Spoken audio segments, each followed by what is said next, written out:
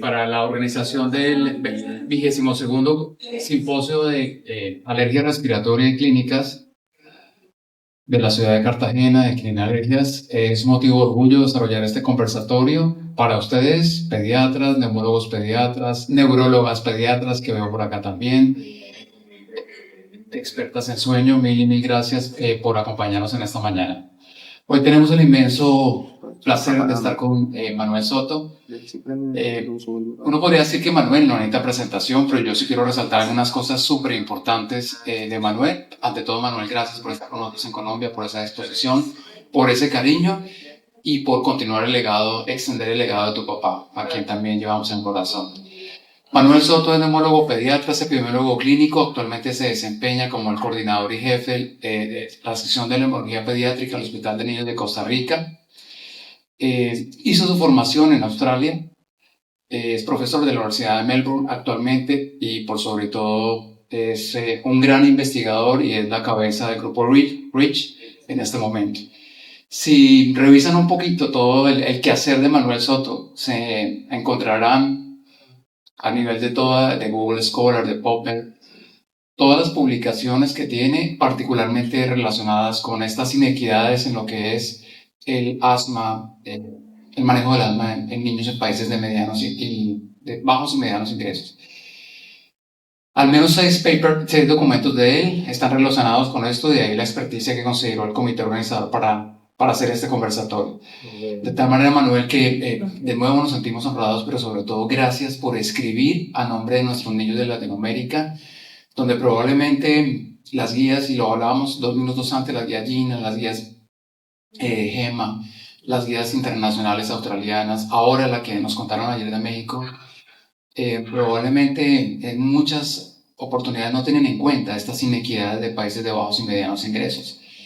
Y eso es justamente lo que queremos que desarrollemos a través del conversatorio.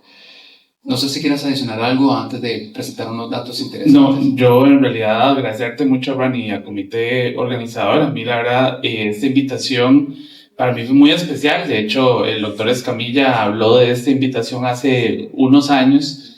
La verdad es que tengo mucho cariño a Colombia. Y con esto que hablas específicamente del manejo del paciente con asma, nosotros vivimos hoy en día una realidad en donde muchos de nuestros países es difícil dónde los vamos a clasificar. Hablábamos hoy en el desayuno de ingreso, mediano ingreso, alto ingreso, y es que tenemos esas inequidades en la población. Y yo creo que es importante para todos recordar mucho del manejo del paciente y también qué es lo que podemos lograr en ese paciente, porque los objetivos del control de la enfermedad es para todos, independientemente si usted es rico, si usted es pobre.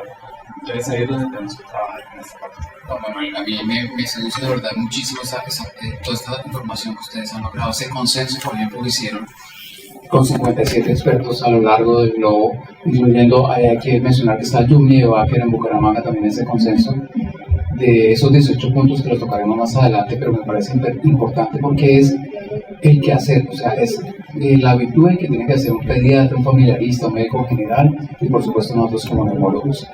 Yo solamente quiero contarles un poquito que no es la realidad solamente de Latinoamérica, sino de todos los países que tienen bajos y medianos ingresos. Tenemos primero que todo una prevalencia muy alta y lo que es peor de acuerdo a cada país de Latinoamérica va cambiando por factores genéticos, por factores económicos, exposómicos, microbiómicos. La morbilidad definitivamente hace que esta enfermedad tenga un comportamiento diferente en países de Latinoamérica y por supuesto los costos que esto implica desde el punto de vista no solamente de costos directos sino indirectos para nuestros pacientes. Traigo a colación como solamente estos 2 slides, Manuel, de introducción para recordarles cómo precisamente esos factores ambientales, genéticos, esos factores epigenéticos pueden hacer que nosotros tengamos una carga de enfermedad en diferentes países de Latinoamérica. Por ejemplo, nosotros estamos de alguna manera un poco bendecidos, 14.2, pero fíjate la prevalencia que ustedes tienen en Costa Rica, que ya va a 23, y ni hablar de Perú. Bueno, este es un estudio que incluso hizo tu papá junto con Eric Forno, un corte transversal ya hace cerca de 7 años, y nos parecía interesante este comportamiento tan heterogéneo, a pesar de que somos más o menos economías de bajos o medianos ingresos. Y no menos importante el hecho de que esto también puede generar, la tasa de mortalidad es alta. Para el caso de Colombia, 13.9 muertes por cada 100.000. Solamente este slide para un trabajo fantástico en el cual también hace Manuel parte de la concreción del mismo, y en el cual se estima a través de encuestas que se hicieron en cerca de 7.000 niños cómo es el cuento del asma en países de bajos y medianos ingresos. Y lo único que quiero que vean que está en azul aquí son dos cosas interesantes. Me permití comparar, Manuel, los altos ingresos versus los bajos ingresos. Y fíjense cómo en los países de bajos ingresos, primero hay mucho más uso de salbutamol, entre 25 y 89%. El segundo, menos uso de corticoide inhalado o de corticoide inhalado con LABA. Y en general, el total, comparado con países de altos ingresos, fíjate la diferencia en porcentajes. Es mucho menos, no solamente el uso, sino la adherencia a los controladores, a pesar de que el espectro de seguridad que tenemos. Y me llamó mucho la atención este último dato, Manuel, de este trabajo que hicieron ustedes, y es como en países de medianos y bajos ingresos, todavía la teofilina, el salbutamol oral, tú lo ves ahí, es un porcentaje del 19, casi el 20%, frente a países de altos ingresos, que si acaso ni existe, o es el 3%.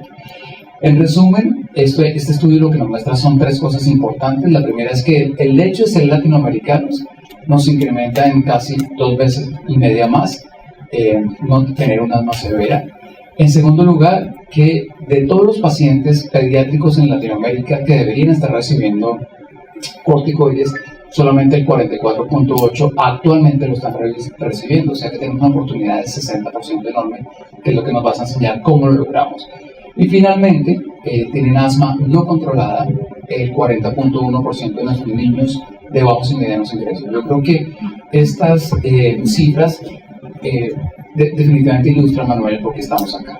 Yo creo que hay muchas cosas que tenemos que mejorar. Sí, totalmente de acuerdo. En realidad el objetivo del conversatorio es irlos llevando a través de distintos puntos que consideramos, y en esto Rani muy ordenado, lo felicito, porque lo que hicimos fue tratar de generar un orden, básicamente para poder llevar el conversatorio como tal. Y lo que apunta Rani ahora, y lo que se demostró, y lo que se ha demostrado a lo largo de muchos años de estudios epidemiológicos, que a nosotros nos gusta la epidemiología, desde ISAC, que es el Estudio Internacional de Asma y Alergias en Niños, y ahora su continuidad, que es el Global Asthma Network, se han hecho, pues, tenemos mucha información, muy mapeado, mucho de la población en particular en Latinoamérica.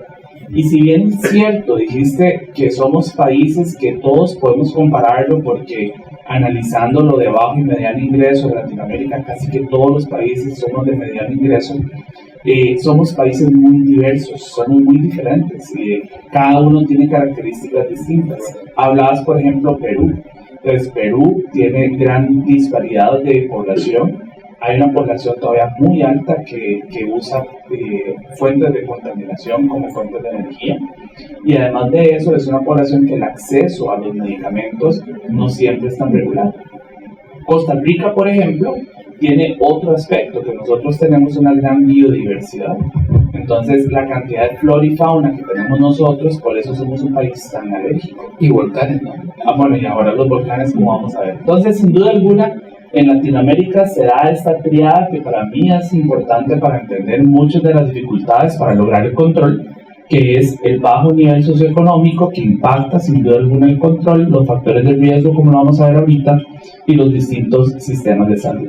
Tal vez la pregunta más importante para mí desde el punto de vista de salud pública, pero para cada uno de ustedes a la hora de que ustedes tienen un paciente con asma que no mejora, porque esta diapositiva aplica para el que está tomando decisiones en un hospital, en una ciudad, pero también para cada uno de ustedes en sus consultorios, en su hospital.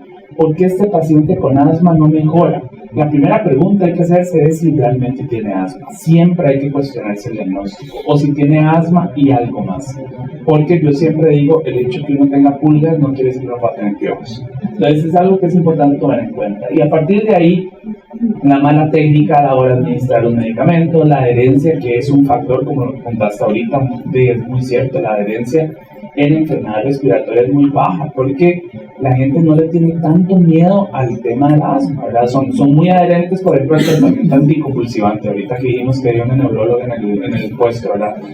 Las convulsiones les tienen pavor, entonces ese sí no falla, pero el inhalador sí falla, más cuando tienen 2 meses o 1 mes de no tener crisis, es un gran problema. A ver, escúchame, ustedes lo estimaron, este Global Asthma Network, 40% es la adherencia a 1 año de la terapia controladora en países de bajos unidades. Es muy bajo. Y claro, ahí hay un punto también, dependiendo del lugar, acerca de la disponibilidad del medicamento, ¿verdad? Que eso es una realidad. Pero aún teniendo la disponibilidad de los medicamentos, y los estudios el estudio clásico, tanto en Inglaterra como en Estados Unidos, en donde se hace un estudio de adherencia, se le dice a los papás, aquí tiene usted un controlador que tiene un cuentadosis para que usted se lo lleve a la casa, porque queremos medir cuántas dosis usted realmente le está dando, y aún en esos pacientes que sabían que estaban vigilados, menos del 50% de adherencia, y los que demostraron adherencia tenían todas las dosis colocadas al minuto antes de entrar a la consulta. O sea, realmente es algo que se pasa. Mitos, miedos y desconocimiento del tratamiento es una realidad que tenemos nosotros en Latinoamérica. Hay un estudio muy interesante de Paraguay, por ejemplo, que se le preguntó a los padres de familia de niños con asma si ellos consideraban que los tratamientos para asma eran buenos o eran malos, ¿verdad? Entonces todos puntualizan que el salbutamol es terrible y además que genera adicción en los pacientes. Entonces se les pregunta que quién le dijo que generaba adicción. En un 50% era personal de salud, eran enfermeras, eran inclusive médicos que todavía consideran esa cosa, y un 30% era la vecina. Entonces, la vecina, también hay que educar a la vecina de estos pacientes para que realmente cumplan el tratamiento. Ahora, comorbilidades, como vamos a ver ahorita, la presencia de factores de riesgo, la contaminación y sin duda alguna la parte del tratamiento equivocado, son factores que uno tiene que considerar. Pero otro artículo, y eso es algo que a lo largo de este conversatorio les voy puntualizando algunos artículos que yo creo que vale la pena que sepamos, que los tengamos por ahí, que los leamos, y uno de esos es este que se publicó en Tórax. Básicamente lo que habla es un mapeo de las grandes dificultades que tenemos nosotros en países de mediano y bajo ingreso, y ustedes pueden ir con la lista, no lo vamos a ver, no lo vamos a puntualizar todo, pero algo que es importante es que muchos de nuestros países también tienen alta prevalencia de otro tipo de enfermedades, ¿verdad? Entonces es muy frecuente que a uno le llega a la consulta de ese niño que dicen padece las defensas, que se está afectando a cada rato, y tal vez un paciente alérgico, paciente rinítico, paciente asmático que no está bien controlado. Pero ustedes pueden ver la gran cantidad de problemas que hace que ese paciente no se logre controlar. Bueno, pero implementando entonces esta situación que hemos hecho una manera de introducción, de adherencia, de diferencias, de heterogeneidad, a pesar que somos un mismo continente, pero y se me viene a la cabeza también, ustedes han trabajado con Juan Celedón en Puerto Rico, y es, por ejemplo, esas variaciones genéticas que también hacen diferentes, la expresión de una expresión enzimática de una metalnoproteinasa 12, de una lipoproteína estromal típica, que de pronto está en Puerto Rico, pero no está en Ecuador. La misma, lo mencionabas acá, la infestación parasitaria, que dependiendo del momento en que estás infectado y porque estás infectado vas a tener un mayor o menor riesgo de que desarrolles un asma o estés sensibilizado frente a cualquier alergeno. Y esto sí que varía a lo largo de los países de acuerdo a las autonomías. Hablábamos, esto es tan complejo que yo te preguntaba, bueno, Costa Rica está arriba, en upper, medianos arriba, porque todavía en Colombia no nos tenemos claro si estamos igual que ustedes o estamos en medios, pero jalando, y esto yo creo que debe tener... Todavía no creo, de alta no, pero creo que sí estamos en algún punto entre medio alto o medio bajo probablemente. Pero esto condiciona definitivamente lo que tú decías, acceso, barreras de acceso, etc. ¿Cómo crees que podríamos optimizar el diagnóstico? Y justo esta pregunta me la hacía José, casi que 2 minutos antes, de la dificultad que tenemos en Latinoamérica para hacer el diagnóstico de asma tempranamente. Entonces, ¿qué recomendaciones nos podrías entregar? Y ahí, digamos, recalcar, las dificultades en el diagnóstico del asma no es solamente en Latinoamérica.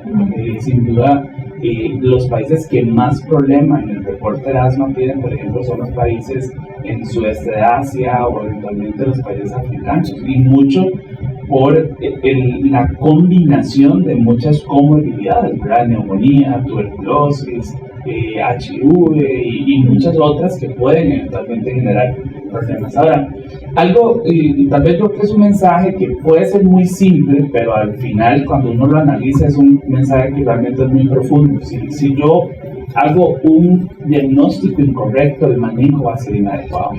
Y diagnóstico incorrecto, voy en las dos tendencias. Si yo sobrediagnostico asma y a todo esa asma, ¿verdad? A todo el mundo le estoy mandando esteroides inhalados, eso es inadecuado. Y por supuesto lo contrario, si yo más bien subdiagnostico asma, no manejo a ese paciente con una terapia de control y ese paciente va a estar constantemente consultando. Entonces, las dos partes de la moneda evidentemente van a ser importantes.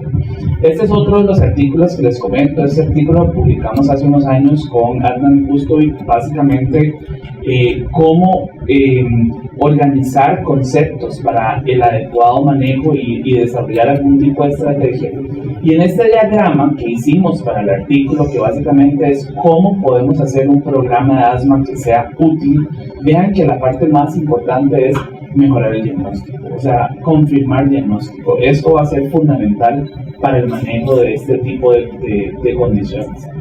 Para el diagnóstico de asma, algo que es muy importante es tomar en cuenta varias complicaciones que tenemos nosotros como neumólogos, el médico general, el médico de familia, el pediatra, que son síntomas que son no específicos. O sea, la sintomatología del paciente de asma se puede compartir con muchas otras condiciones, y las pruebas objetivas, por ejemplo en este caso la espirometría o otro tipo de pruebas de función pulmonar, no están siempre disponibles, ¿verdad? Sucede algo muy similar como la parte de las alergias, ¿verdad? Los alergólogos insisten que todo paciente con rinitis tiene que confirmarse si es alérgica o no y tiene que hacer pruebas de sensibilidad. Bueno, está bien en la teoría, pero ¿cómo aplica eso en nuestros países cuando los alergólogos no están disponibles, cuando las pruebas son muy caras, cuando no tenemos esa disponibilidad, ¿verdad? Entonces hay que desarrollar cosas que sean complejas. Y la parte del pico flujo, que hablábamos también, que es interesante, que se menciona en todas las guías. Gina todavía lo está mencionando, la parte del pico flujo, y es algo que uno ve muy poco práctico, muy variable, es muy difícil de poder generar un diagnóstico objetivo con pico flujo.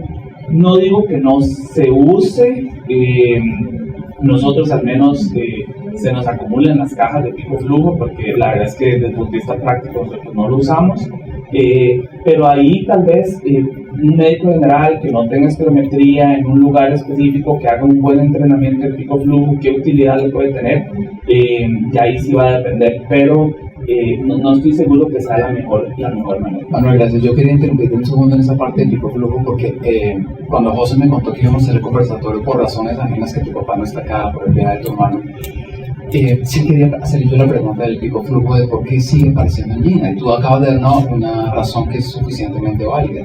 No en todos lados hay espirometría, probablemente bien entrenada una persona puede mirar esa variabilidad circadiana que tenemos con pico flujo.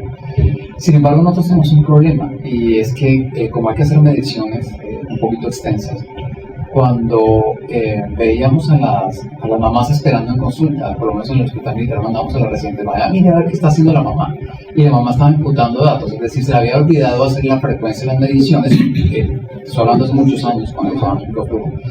Y finalmente parecía que era una información que no era relevante, porque a último momento la mamá estaba llenando todos los datos que se le había pedido semanas atrás. Entonces, pero fíjate esa óptica tan global desde la perspectiva, ¿no? Pero el picoflujo sí, para las personas que toman la espirometría. Pues en resumen, lo que tú consensúas acá es que clinimetría, ante todo, que el paciente tenga los síntomas, que sea disponible la espirometría, se haga la espirometría, pero que sí en seguimiento sí o sí hay que hacer la espirometría para evaluar. Sí, definitivamente si uno quiere hacer un abordaje y un control adecuado, sí debe tener espirometría del paciente. Ahorita vamos a ver qué tan frecuente es eso. Ahora, la clínica sí es importante, y de ahí la importancia y recalcar la parte de la historia clínica del examen físico en este grupo de pacientes. Ahora, volviendo al tema del pico flujo, yo creo que tal vez en un futuro, con todo esto de tecnología de inteligencia artificial y que tenemos un reloj que nos mide todo, ya avanzamos, ya ahora no son los relojes los que están de moda, ahora son los anillos los que están de moda. Entonces ya ahora hay anillos que te miden todo, no sabía, no, eso es la moda, esas son redes sociales. Ahora es un anillo que te mide todo, te mide parámetros de sueño, parámetros de todo. Tal vez en un futuro vamos a tener algún tipo de medición tal vez más fácil para que los dos para la adolescencia van a tener que estar leyendo allá todo el tiempo sin un anillo, va a hacer el trabajo por ustedes de las profesionales. Anillos de $400, digamos, y las coach de sueño, ¿verdad? También, entonces ya es lo que podemos dividir. Ahora, vamos a ver, para mí esta diapositiva es importante porque son lo que yo le llamo los indicadores de asma, y yo creo que es algo que es importante tomar en cuenta, que el síntoma pivote de asma son sibilancias, no es tos, ¿verdad? Muchos creemos que ese paciente con tos crónica, y ayer hablábamos que dependiendo del momento del año, ¿verdad? Entonces, hace unos meses tos crónica y ya curso de claritromicina, y si no servía, entonces curso de acitromicina para darle doble. Tos crónica significa asma, y si bien es cierto, sí, pero acordarse que el síntoma clásico son sibilancias, antecedentes familiares, si hay presencia de factores de riesgo, factores precipitantes que el paciente identifique, yo entro en contacto con esto, y voy a entrar con una crisis, pero entre crisis y crisis yo curso asintomático, o sea, dando una recurrencia y no una persistencia de los síntomas de fundamental. Quiero que recuerden esto para el próximo caso que tenemos: la ausencia de otro tipo de hallazgos, por ejemplo, un paciente que tenga pólipo, un paciente que tenga hipocretismo digital, por eso la revisión en examen físico es fundamental, y la respuesta a los medicamentos, y ahí es donde vamos a la parte objetiva, ¿verdad? Cómo medimos la respuesta a los medicamentos, y es parte de lo que uno quisiera tomar en cuenta. Ahora, hay algunos marcadores biológicos, en particular para el asma alérgica, ¿verdad? Que es eosinofilia, las pruebas de sensibilización alérgica, en fin, otro tipo de marcadores, y la parte del feno, que va a ser fundamental en el paciente con asma alérgica. Pero hay que recordar que hay un porcentaje muy alto de niños, que si bien es cierto, la mayoría son pacientes alérgicos, hay un porcentaje no despreciable que no lo son, como lo vimos el día de ayer. Ahora, para mí, si yo tuviera de todas las guías disponibles en el mundo, llámese GEMA, llámese GINA, la guía norteamericana, la que usted quiera, de las 250 páginas de la guía, que yo creo que no hay un solo neumólogo que se haya leído todas las páginas, esta para mí es la imagen más importante. Y hablamos ahora en el desayuno de que esto es lo que alguien tiene que recordar en el paciente asmático, en el sentido de que si yo tengo un paciente que está mal controlado, yo me regreso aquí y yo digo, bueno, punto número 1, ¿tiene o no tiene asma? ¿Qué prueba le he hecho para saber si tiene asma o no tiene asma a este paciente? Le he hecho espirometría. Volvamos otra vez a la historia clínica. El control de síntomas tiene función pulmonar, factores de riesgo, asegurarse si algo ha cambiado o no, siguen viviendo en el mismo lugar, sigue expuesto a los mismos factores, el que era fumador sigue fumando. Tal vez cocina de leña no es tan frecuente ya en Costa Rica, pero sí es frecuente que en zonas regionales quemen basura. Entonces, ¿a dónde queman la basura, por ejemplo? Todos esos factores van a ser fundamentales para que yo pueda hacer un abordaje y valorar el manejo de ese paciente. Manuel, yo estoy completamente de acuerdo con esta gráfica, sino incluso por encima del manejo de los steps.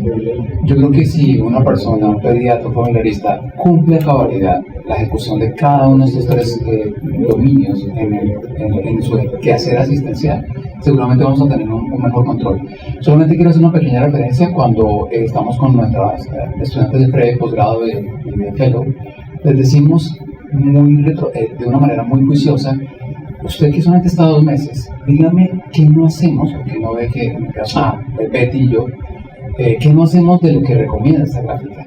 Y hay 2 puntos que sí me gustaría hacer énfasis. Uno es satisfacción del paciente, que a veces por tiempo no se lo preguntamos, y lo segundo es preferencias del paciente.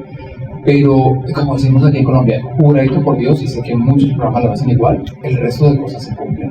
Pero me parece importante que de todas maneras se evalúen las preferencias, se escuche el paciente, de los adolescentes, son por ejemplo un caso en particular, y la satisfacción, qué es lo que cree el paciente que uno está buscando con la colocación del controlador, la educación, etc. Entonces, importante hacer esa autoevaluación de lo que dice ahí que yo estoy dejando de hacer. Me parece muy importante esa gráfica.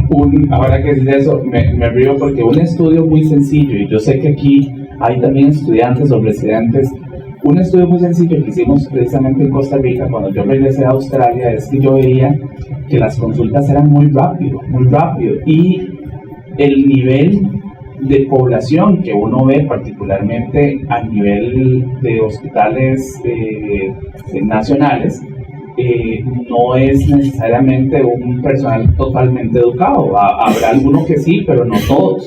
Entonces yo me cuestionaba cuánto realmente llegaba en el mensaje. En 15 minutos de atención, ¿cómo hace usted para hacer una historia clínica, un examen físico, hacer los exámenes, educar a ese paciente y explicar los tratamientos? Entonces agarramos estudiantes de medicina y les dijimos: ustedes van a entrar a la consulta y van a salir con el paciente, ustedes van a anotar todo lo que se le dice al paciente y van a salir con el paciente y van a volverle a preguntar al paciente para ver. Y claro, nos dimos la cuenta de que menos del 50% de las indicaciones del médico eran entendidas por la mamá. Y cuando se le pregunta a la mamá y al hijo por arriba de 12 años qué fue lo que entendieron, hasta un 90% de diferencia en opiniones de frecuencia de tratamiento, de uso de tratamientos. Entonces, es algo que es importante tomar en cuenta. De ahí donde se recalca de que muchos de los planes debemos de darlo idealmente por escrito, para que ellos puedan regresar y poder decir, bueno, esto es lo que definitivamente hay que hacer. Ahora, esta es una realidad, pero esta es la realidad de muchos de nuestros países. Esto es un estudio en Nicaragua.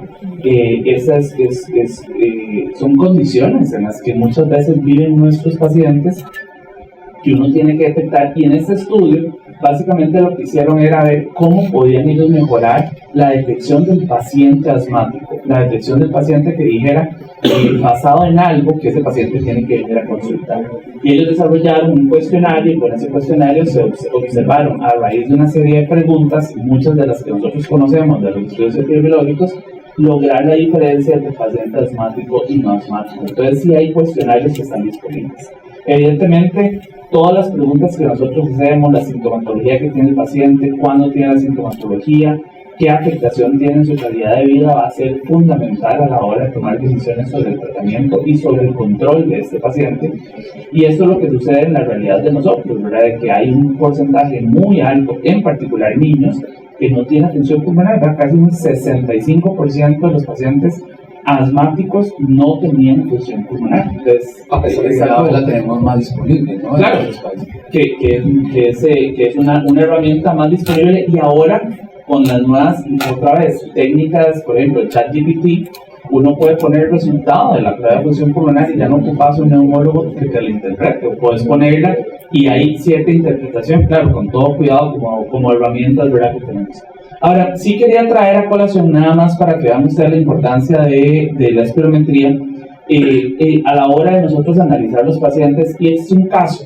Este caso para mí genera mucha educación, pero también, al igual que está este caso, hay muchos otros casos que ustedes van a ver.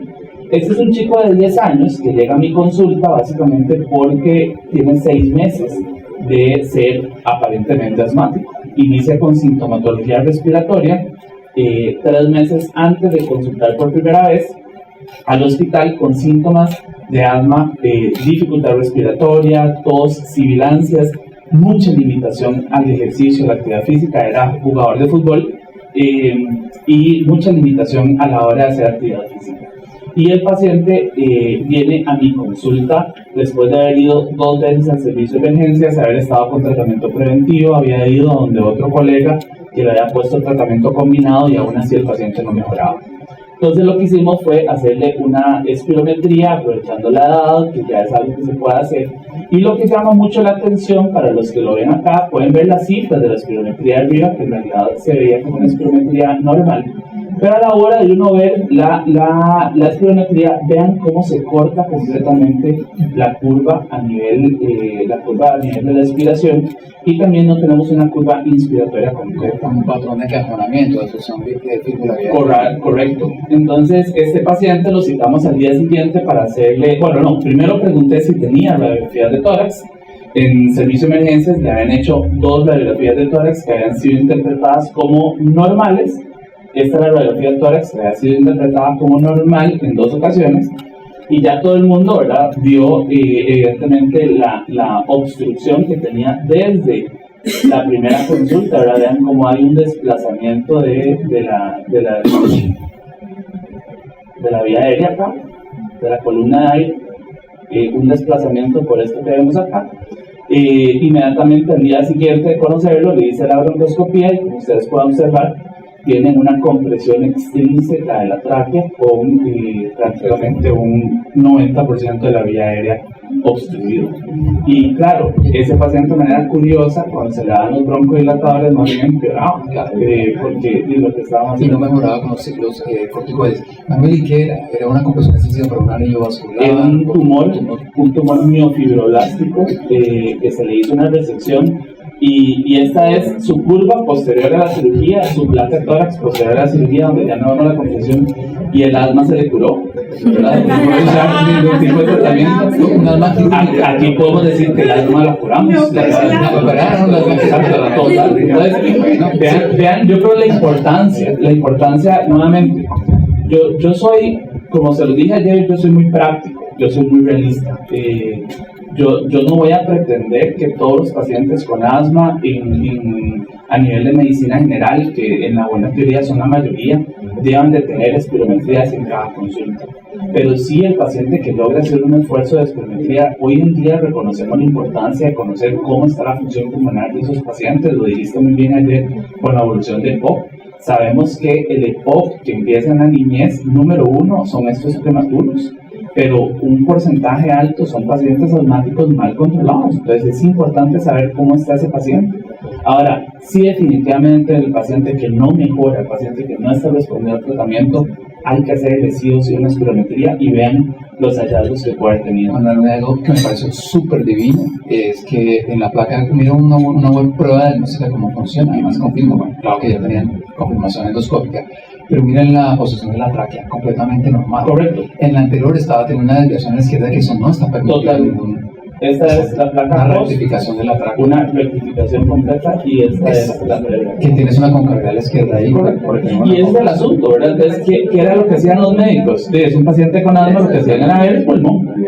Y claro, ahí pueden ver corazón, pulmón, todo se veía bien, pero claro, nadie le prestó atención a la curvatura.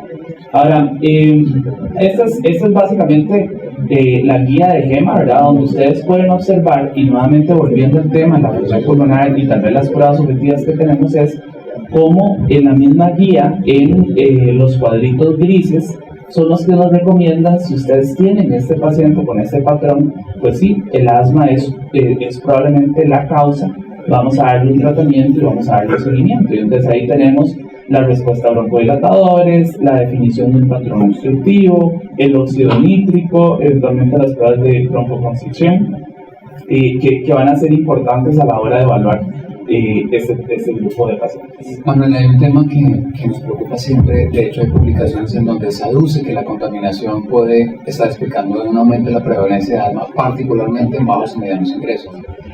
Y traigo a colación también un trabajo fantástico que nos presentaron la vez pasada un grupo de Medellín y de Bogotá.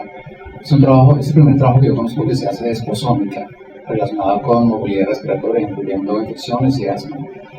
Y creo que hay varias autoras acá, está Marta Cuellar, está Milena Bellamí, está Andrea Corredor. Bueno, si alguien por favor se queda por fuera, me excusan.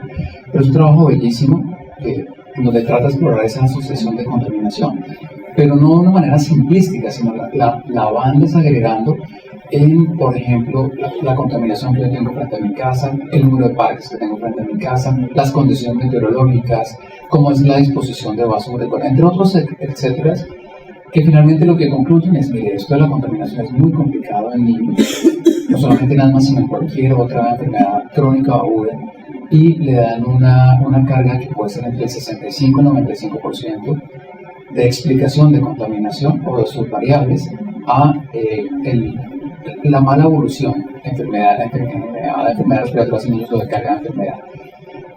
¿Tú consideras que sea lo mismo? O sea, contaminación es un rol importante en países de bajos y medianos ingresos. Sí, total. Vamos a ver, dentro de mis líneas de investigación y de las cosas que más me gusta también definir es la parte de contaminación. En el hospital, nosotros tenemos la ventaja de ser el único hospital de niños de tercer nivel. Ahora, en teoría, tenemos que tener todos los pacientes con asma grave en niños. Hicimos un estudio, casi 500 de esos pacientes, para ver qué porcentaje de pacientes tenían un asma grave, un asma no controlado. Casi un 40% de los pacientes de estos 500 tenían un asma no controlado. Y cuando nos fuimos a buscar factores de riesgo, un 80%, es que no es un 20, no es un 30, no es un paciente que no ha sido educado, porque es un paciente que ya está en un tercer nivel. Un 80% tenían factores de riesgo. Y vean ustedes el impacto de tener un asma no controlada, la cantidad de ataques a visitas de emergencias y ataques agudos de asma. Ahora, de esos factores de riesgo que eran potencialmente controlados, la gran mayoría eran factores asociados a contaminación o a alimentación con sobrepeso, deficiencia de vitamina D, etc.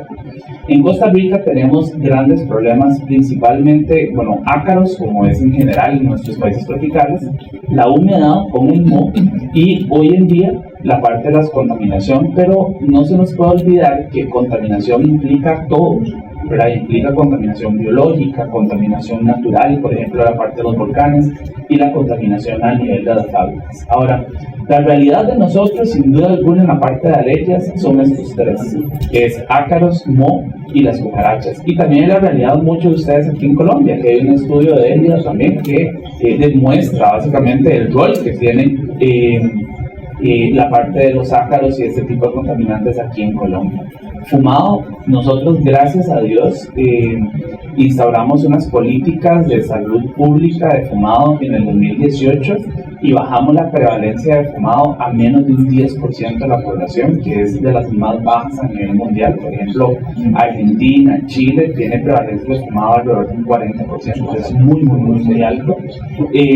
La parte de la contaminación interna, que es lo que les mencionaba anteriormente, que es un factor importante que no podemos obviar, pero recordar que también es algo de contaminación externa. La contaminación ambiental por tráfico, ¿verdad?, que sigue siendo un factor importante y hoy en día da un poco de tristeza. Digamos, por ejemplo, hace un par de semanas estaba dando unas charlas en Chile, en Santiago, y cuando entré uno ve la columna de smog, ¿verdad? Y inclusive aterrizando uno no podía ver mucho la parte de los Andes que se ven cuando uno aterriza, básicamente por la gran cantidad de contaminación que es fundamental. Y aquí me voy a detener un poquito nada más para recordar que dentro de los aspectos nutricionales, y por eso es que yo creo que esta parte del exposoma es fundamental, no es solo un factor que uno puede puntualizar, ¿verdad? Son muchos factores. Entonces, por ejemplo, en este estudio de Juan Celedón, que hizo de hecho en Puerto Rico, cómo demuestra de que si usted vive cerca de una carretera principal, pero además de eso usted está deficiente de vitamina D, las probabilidades de que usted tenga un asma grave o tenga una visita a emergencias es muy alta. Y usted puede vivir cerca de un lugar contaminado, que si usted tiene niveles de vitamina D normales, la prevalencia o la cantidad de carga de enfermedad es muchísimo menor, aunque usted vive en el mismo ambiente, ¿verdad? Que es el rol antioxidativo que se le ha dado mucho a la vitamina D, que va de la mano de una buena nutrición. Y estas magnitudes me parecen importantes, unos 6 o 60%, como lo quieran ver, y más 5 veces más riesgo, están claramente definidas, además están definidas, como tú lo dices, para países latinoamericanos. Pero aquí yo te detengo porque me parece súper importante que son variables que se pueden intervenir. O sea, yo no puedo quitar la contaminación de Santiago o la contaminación de Bogotá, pero si le pasas a una localidad, a un sitio que probablemente tenga menor contaminación, y empecemos la suplementación con vitamina D. Era lo que yo decía ayer, que todavía los neumólogos pediatras podemos intervenir y además somos escuchados, a pesar de las redes sociales y los anillos, para hacer intervenciones modificadoras. Entonces me parece súper importante este aspecto relacionado con los hallazgos de Latinoamérica. No, total, y yo creo que, Rani, eso que decías, eso tiene que cambiar en algún momento. Cuando uno le dice, díganme ciudades contaminadas a nivel mundial, entonces uno inmediatamente piensa, China es una de las ciudades de mayor contaminación. Pero que es interesante, que para que China fuera el host de las Olimpiadas de Beijing del 2010, ellos tienen que demostrar por un periodo de 2 semanas antes de las Olimpiadas que tienen niveles de contaminación adecuados, o sea, bajos. ¿Por qué? por la carrera clásica de las Olimpiadas, que la maratón tiene que demostrar, o sea, no se puede hacer unas Olimpiadas en un lugar con contaminación, y China lo logró. Y cuando hicieron eso, que bajaron los niveles de contaminación a unos niveles que subópticos o óptimos, por decirlo así, las consultas de emergencias bajaron, las hospitalizaciones bajaron, y 2 semanas después de haber finalizado las volvieron a subir, ¿verdad? O sea, entonces que se puede. Lo que pasa es que es complicado el tema, ¿verdad? Y bueno, vea lo que vimos en COVID, ¿verdad? Que es algo que es importante. Esta es mi casa. Lo que ustedes ven ahí es el patio de mi casa donde juegan mis hijas. La lechuga no, porque no cultivo lechugas en la casa, ¿verdad? Pero esa es la cantidad de ceniza que cae cerca de 2 volcanes que tenemos en este momento muy activos en el país. Y las consultas por problemas respiratorios, vean ustedes ahí el riesgo ha aumentado de un lugar en donde cae ceniza a otro lugar, que es algo que es importante tomar en cuenta. Polvo del Sahara es un factor que afecta mucho las islas del Caribe, particularmente oleadas de polvo del Sahara que vienen con gran cantidad de concentraciones de material particulado que hace que estas vengan con consultas de emergencias. Y algo de lo cual yo no me siento muy orgulloso, porque nosotros como Costa Rica somos un país que tenemos una cantidad de contaminación por pesticidas muy alta, por ser trópico y además tener mucha por el agro. Y este es un estudio que hicimos, lo publicamos el año pasado en Thorax y en esta revista de Environmental Research.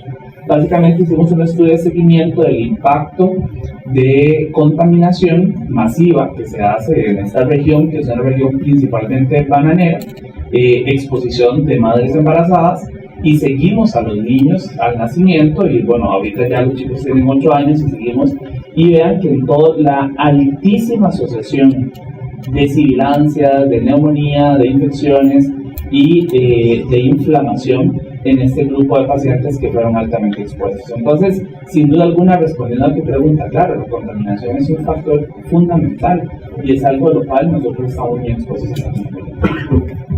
Había mencionado que ustedes con 56, incluidos también 57 expertos, se dieron la tarea a través de un consenso de construir las recomendaciones. El sí o sí, digamos, de un manejo que ayuda a controlar definitivamente a nuestros niños, pero en el contexto de economías de bajos y medianos ingresos. ¿Nos puedes contar un poquito acerca de este trabajo? ¿Qué fue lo que ustedes consensuaron en esos estándares de calidad? Sí, yo creo que volvemos a lo mismo. Uno es algo práctico y uno no puede obviar la realidad en la que uno vive, en la que muchos pacientes de nosotros vivimos. Nosotros en Costa Rica, con la prevalencia de asma que tenemos, con la cantidad de pacientes que tenemos, hemos desarrollado un sistema inclusive de seguimiento en la casa de los pacientes. Los vamos a la casa de los pacientes con asma, tenemos el control para ver el ambiente en donde ellos viven, cómo se desarrolla, qué factores hay ahí adicionales. Y a partir de ahí se generan unas preocupaciones acerca de qué es lo que está pasando con el manejo del asma, el advenimiento de las guías y el advenimiento también de medicamentos muy caros, como lo vimos ayer, la parte de los biológicos, que no necesariamente están tan accesibles. Entonces, a partir de ahí, surge como parte del grupo de Global Asthma Network y además de otro grupo de investigadores el deseo de desarrollar guías. Básicamente dejando un concepto muy claro, y eso que hace poco se celebra el Día del Asma. Algo que es muy claro es que independientemente, Rani, de que usted vive en Colombia, vive en Costa Rica, vive en Estados Unidos, sea gordo, sea flaco, sea alérgico, no sea alérgico, sea pobre, sea rico, el objetivo del asma suyo es estar controlado.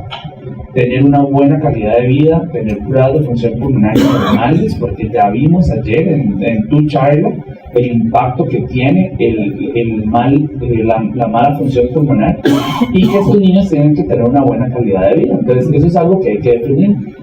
Dijimos que hay problemas a corto plazo y a largo plazo, como la calidad de vida, el pobre acceso, digamos, en la escuela, inclusive con ausentismo, niños que están relegados a no hacer ejercicio porque cada vez que hacen ejercicio entonces se agitan, entonces mejor que no haga ejercicio para que no se agite. los problemas de sueño, que es algo que es fundamental tomar en cuenta en el paciente alérgico, paciente asmático, y estos niños, con todo lo que ustedes acaban de ver, cuando tienen una niñez tan limitada y tan marcada, son niños que llegan a la adolescencia con gran problemas inclusive de depresión, que se sabe que hasta un 20% de los adolescentes asmáticos están con cierto grado de depresión por su enfermedad, cosa que no es justa, porque uno puede saber que uno sabe que hay medicamentos que logran controlar. Entonces, a raíz de eso se hace una serie de intervenciones entendiendo cuál es parte del problema. Una gran parte del problema dijimos que era el diagnóstico, pero otra es el acceso a los medicamentos esenciales, el hecho de que se cumplan este acceso a los medicamentos esenciales, y a partir de ahí también que existan guías de manejo que puedan ser fácilmente aplicables a los pacientes, por los médicos, por el personal de salud, por las enfermeras, por trabajadores sociales que llegan a visitar las casas.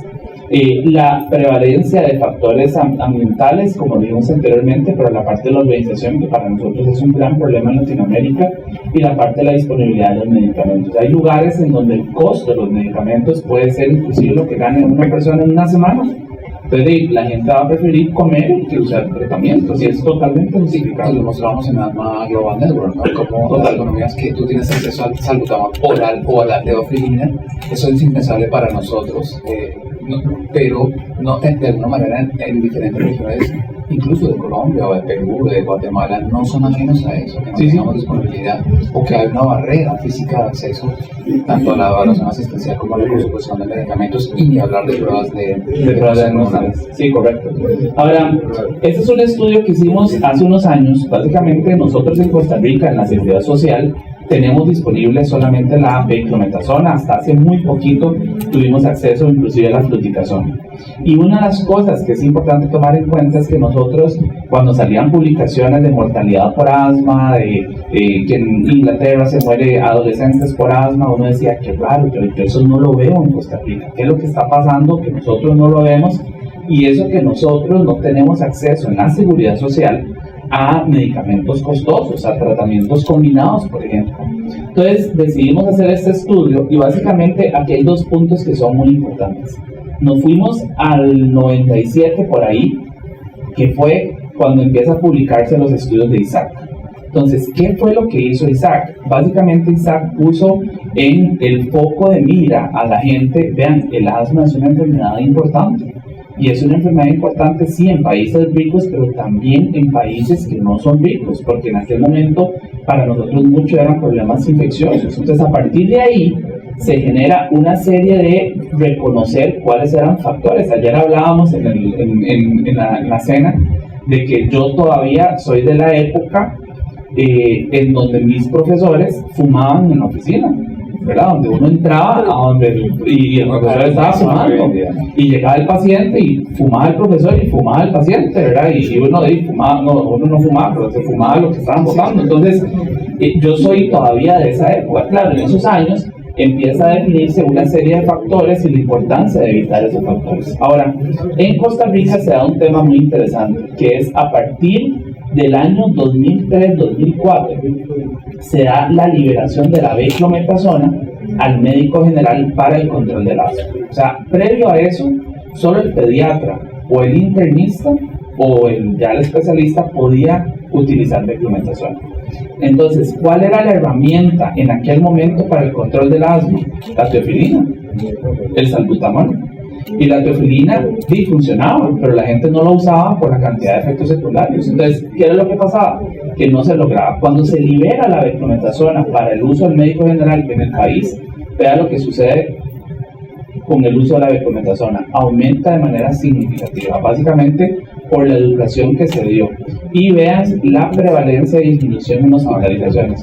Casi un 80% de disminución en hospitalizaciones en adultos. O sea, es realmente impactante el rol que tuvo una molécula que es muy barata, una molécula que está altamente recomendada. Entonces, básicamente aquí lo que quiero enfocar es que las guías que hay, y hay un montón, tenemos que saberlas aplicar a cada uno de los países. Yo no puedo pretender usar guías de Estados Unidos y pretender que se apliquen en Costa Rica, porque no es la realidad que nosotros tenemos. Entonces, de ahí es donde uno tiene que tropicalizar. Viniendo al estudio, y ya por cuestiones de tiempo, para ir muy puntual, Algo que es fundamental en esta publicación que hicimos, básicamente es identificar y diagnosticar el asma con la disponibilidad de los equipos que tenemos. Siempre tener en cuenta diagnósticos diferenciales, nunca olvidar. Y nada más tener presente que ese paciente que no me mejora, yo siempre tengo que asegurarme, ¿tiene asma o tiene otra cosa? Para poder estar seguro de que no estoy subtratando. O no está adherido al tratamiento, ¿no? Claro, y además de otros factores. Lo otro es identificar cuál es el tratamiento que voy a dar para crisis, cuál es el tratamiento de control y la importancia del seguimiento de ese paciente a largo plazo. Estas son las recomendaciones que vienen en el artículo, que ahorita el artículo se los voy a compartir, pero básicamente para detenerme en algunos de estos, por ejemplo, en el manejo de pacientes con crisis aguda de asma, lo que hacemos puntualizar es que sí, usted tiene que tener una fuente de oxígeno que puede poder utilizar, el salbutamol como tratamiento aliviador, y sí recomendamos de que en el paciente moderado o grave se utilice una dosis de esteroide, ojalá de manera temprana. En ataques graves se puede utilizar el nebulizador, pero siempre y cuando vaya a ser impulsado por oxígeno. Si este nebulizador es impulsado por aire, que yo no sé aquí en Colombia qué tan frecuente es, pero en Costa Rica dio una moda de mandar a los papás a comprar nebulizadores para la casa. Los nebulizadores que son impulsados por aire no es recomendado. Para los niños se usa el espaciador. La dosis de sulfato de magnesio en niños como crisis aguda es fundamental, puede tener un impacto y además es barato el sulfato de magnesio, y ya decidir intubar al paciente cuando el paciente no mejora.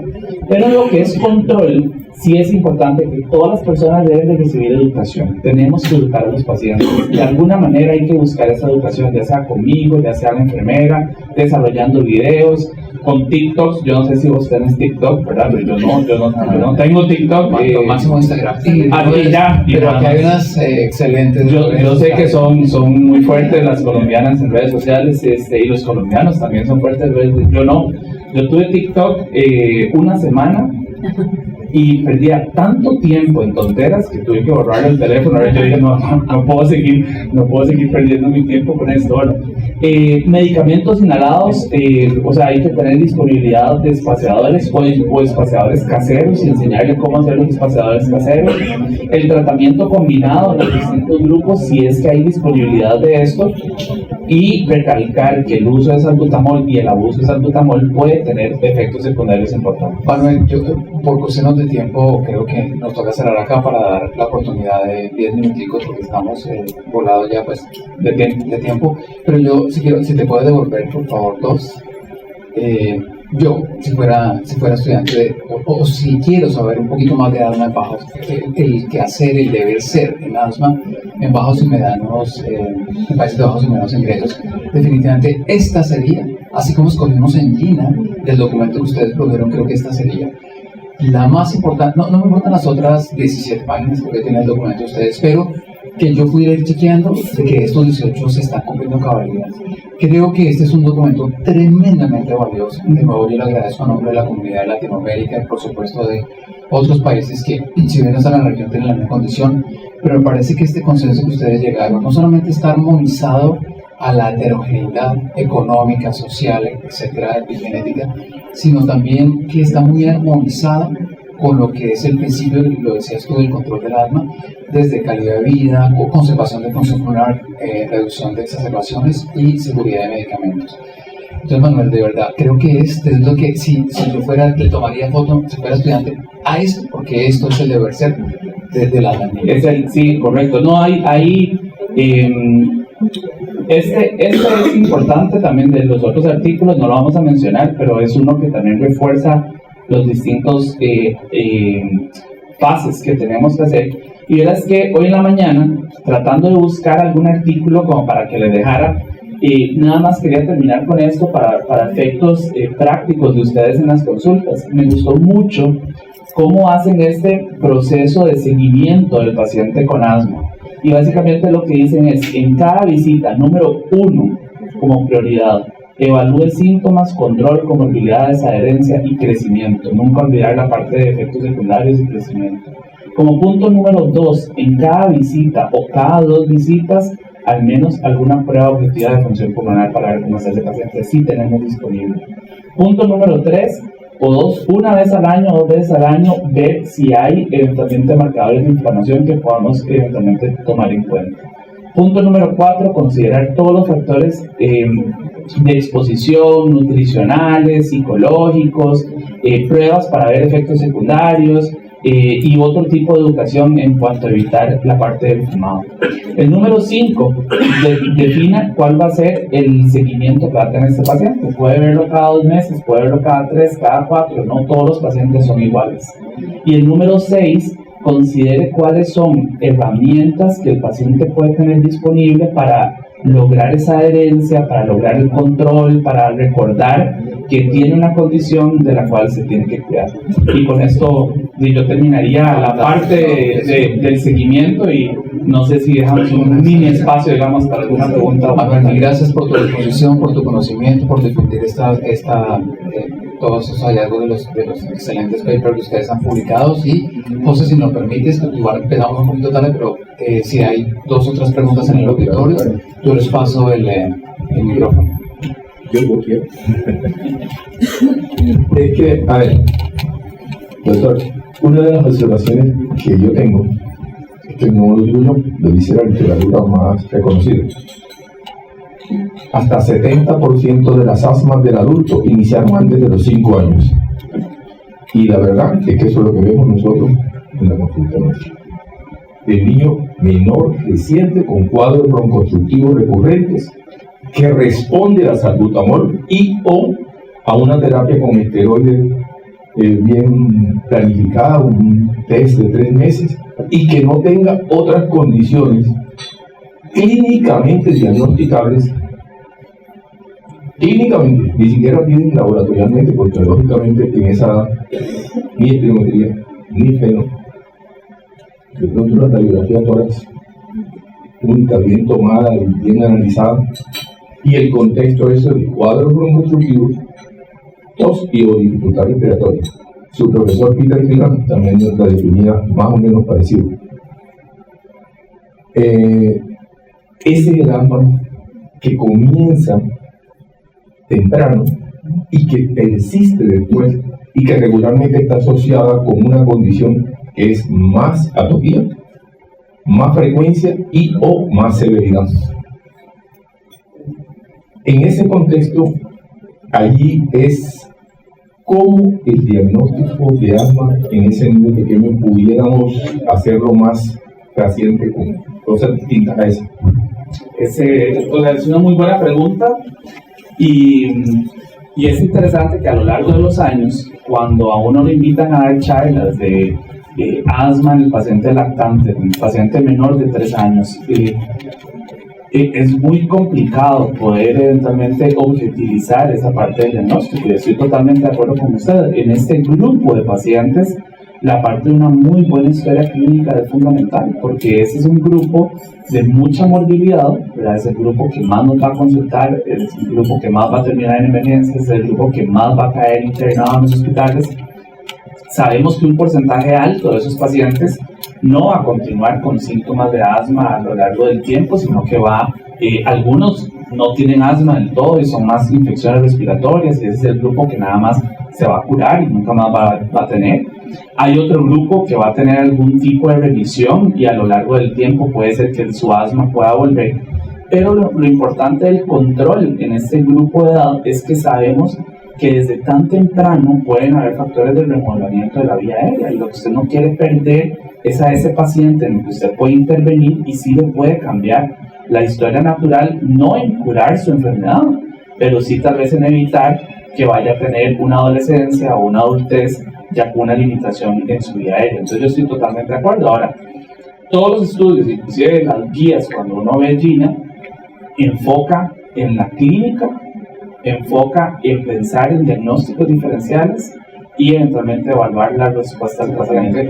Si tiene el reflujo, que sabemos que más bien es sobrediagnosticado muchas veces, hay que valorar eventualmente cuál es la realidad del reflujo.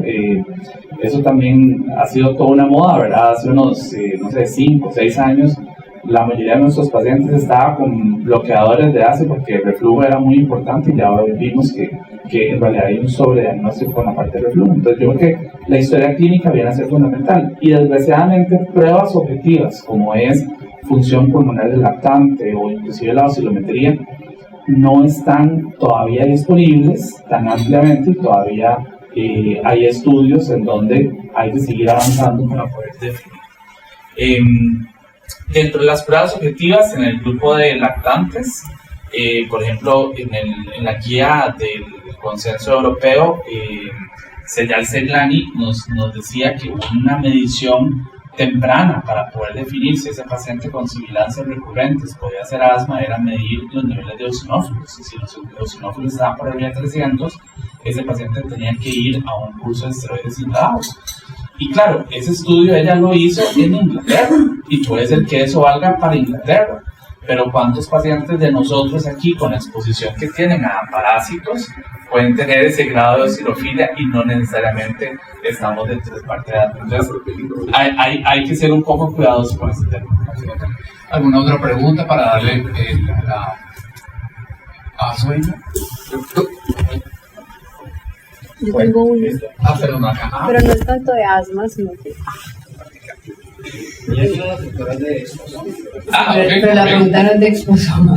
Pero en la clínica me pasa muy seguido con el lactante que tiene papá asmático, dermatitis atopia y lo picó el sincitial. Es su primer episodio sibilante. Pero ese niño es el que a veces cuando lo llaman a evaluar porque se pega en esa bronquiolitis, yo digo, es que lo va a bajar esteroide inhalado. Es el riesgo de 4 veces de un papá asmático, de dermatitis. Eso no está escrito, pero no sé qué piensan de ese grupito de pacientes que usted sabe ya para dónde va a ir, dejarle un curso de esteroide inhalado. Pues más o menos por eso que acaba de decir Es un punto muy válido.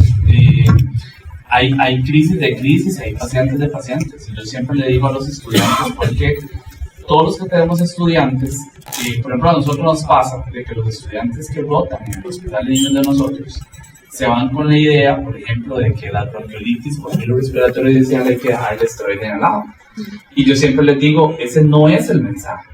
Lo que pasa es que yo estoy viendo, usted está viendo, un paciente que se sale de ese patrón, ¿verdad? Usted está viendo el paciente que es menos del 0.1% de pacientes con virus respiratorio syncytial que cae internado en el hospital, que se pega con oxígeno, que además tiene todos los puntos en la rifa para ser asmático. Entonces, yo estoy de acuerdo con usted. No hay un estudio que nos diga que esto debemos de hacerlo, en particular en su primer episodio, porque siempre es segundo episodio, tercer episodio, pero que levante la mano el neumólogo que no le hubiera dejado un esteroide inhalado a ese paciente, esos factores, eso no existe, ¿verdad? O sea, hay una realidad en la práctica que eso no podemos perder. Ahora, si fuera diferente, es un paciente que tiene 2 días de estar internado, el paciente tiene muy escasas sibilancias, es un paciente que no tiene historia de asma, es muy probable que ese paciente no le vamos a dejar ese esteroide inhalado, ¿verdad? Pero sí, definitivamente es esa práctica que tiene que haber.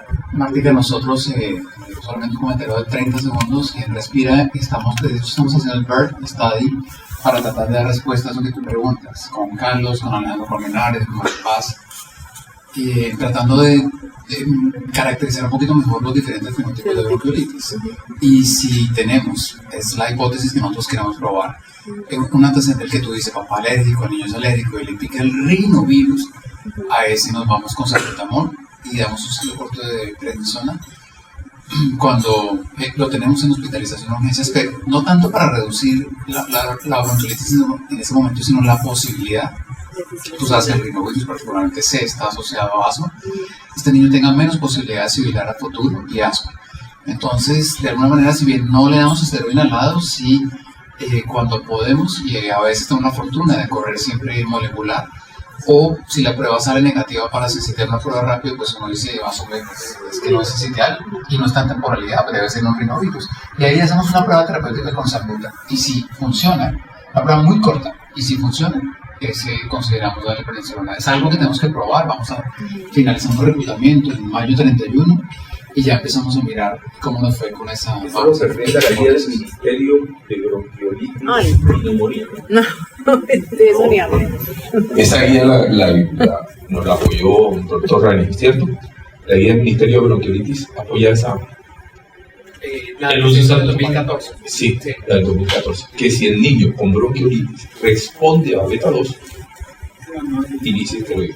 La pregunta es, ¿a cuál niño con bronquiolitis se le da la prueba con salbutamol? Aquí, porque, vamos a ver, o sea, volviendo a por eso es que yo digo, todas las guías hay que ajustarlas a su país.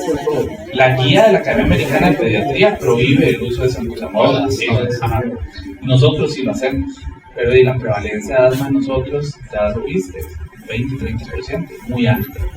Entonces, sí usamos. Ahora, lo más interesante de las guías, lo más interesante con la pregunta suya, doctora, es que la realidad de hoy en día es que ningún médico emergenciólogo en el mundo respeta la guía de bronquiolitis. A todo le va a poner todo, ¿verdad? Eso es una realidad. O sea, aquí no hay que tapar el sol con un dedo. Eso lo van a hacer, ¿verdad? Y los emergenciólogos dicen una dosis de salbutamol no mata a nadie, entonces le van a poner salbutamol. No estoy diciendo que sea lo correcto, pero bueno, eso es lo que va a suceder. Lo otro, la realidad es que ese paciente que usted tiene, que ingresó del hospital con esteroide inhalado, al mes ese paciente va a estar muy bien y probablemente los papás se lo van a quitar, ¿verdad? Entonces no van a continuar el tratamiento. Pero bueno, por eso, Mil gracias a todos, mil gracias por la experiencia.